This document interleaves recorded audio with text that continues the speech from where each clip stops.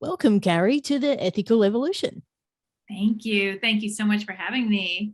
Now, I'm kind of excited to have you here because we've been connected for a little while and we've been chatting offline. We finally get to meet. Now, you're joining us from North Carolina, and for those that don't know you and haven't heard of you, can you tell us who you are and what you do? Yes.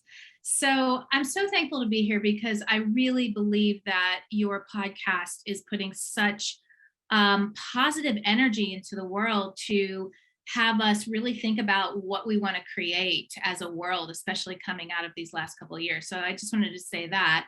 But I am Carrie Jeroslow. I am an author, bestselling author.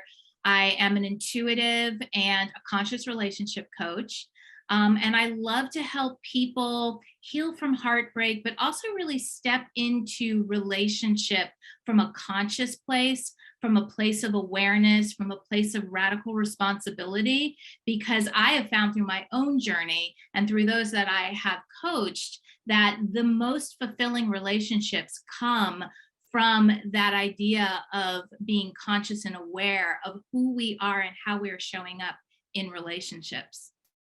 And that's such a good point that you make, Carrie. Like for so many of us, until we get to midlife, we just go through relationships like we're just on a raft, like we have no direction. We're not actually conscious of who we are and what we bring to a relationship and how that impacts others and how they impact us, right? Mhm.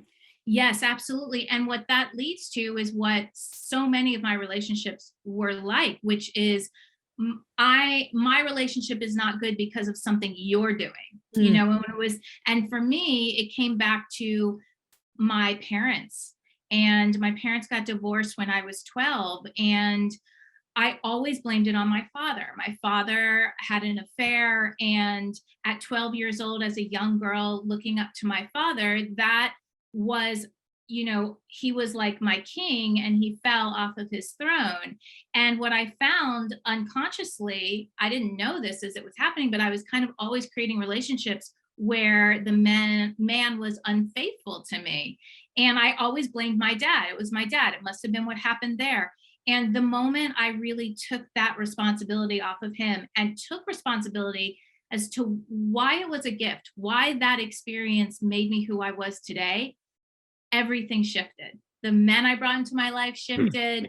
I mean, it was just like everything changed. And I started to see these real gems coming up with this idea of taking responsibility for my own stuff. Yeah, and that's it. And it takes, unfortunately, it does take a little bit of practice and a little while to understand that. I know I went through a similar thing where I was getting into these relationships where I'd end up being abused or hurt, or it just would end up horribly. And Mhm. I sat for a while after the last one, and I just sort of went, well, you know what the common factor is here, don't you? It's you. Yes, I had that same exact conversation with myself. What's the common denominator? Mm, It's me. mm. Yeah.